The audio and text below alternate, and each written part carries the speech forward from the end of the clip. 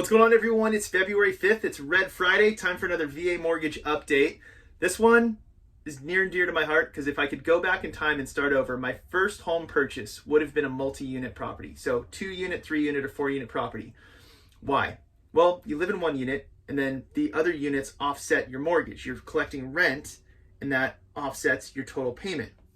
Now, you guys get to do this with no money out of pocket, or zero down, I should say. There's closing costs, but you get zero down. No down payment whatsoever. There's no lender fee, by the way. I have to put down money. You know, us that don't have VA benefits, we have to put money down to try and pull off this goal.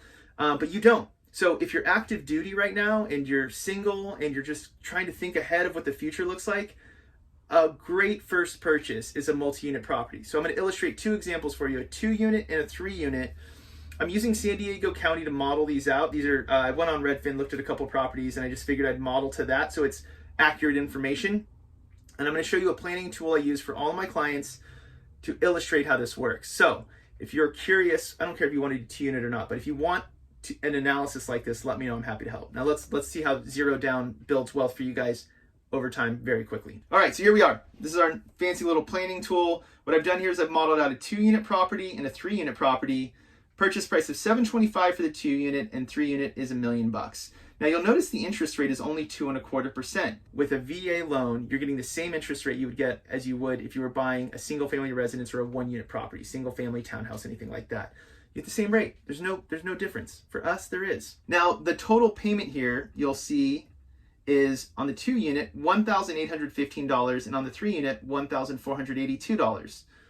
Sean, how do I borrow $1 million, putting zero down on $1 million home and have a payment under $1,500? That's the beauty of it. I'll show you. So if I come up here above 3-unit and click more info, it's going to give us a breakdown of the payment.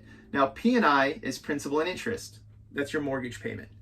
Your mortgage payment on a 2-unit property at 2.25% on a 30-year fixed is $2,835.02. Your 3-unit is $3,910.38.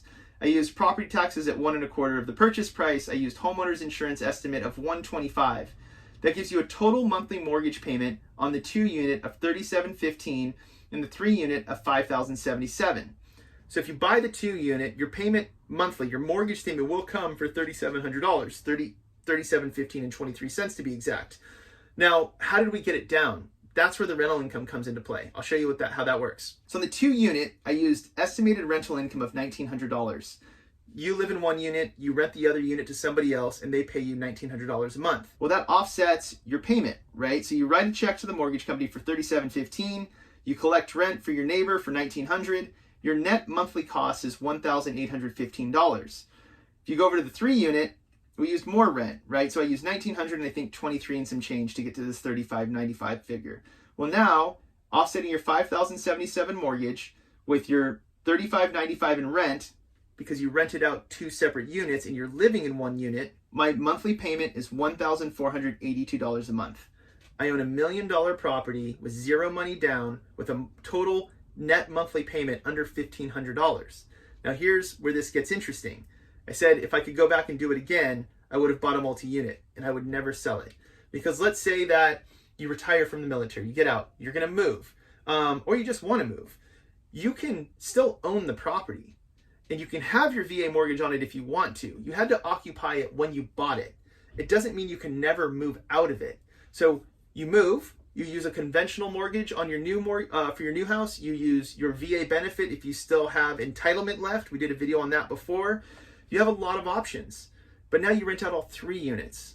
And if you rent it, that 3rd unit or 2nd unit for just $1,500, you're now completely covering your mortgage. You own that property and it has no monthly expense because you've offset it by your rent.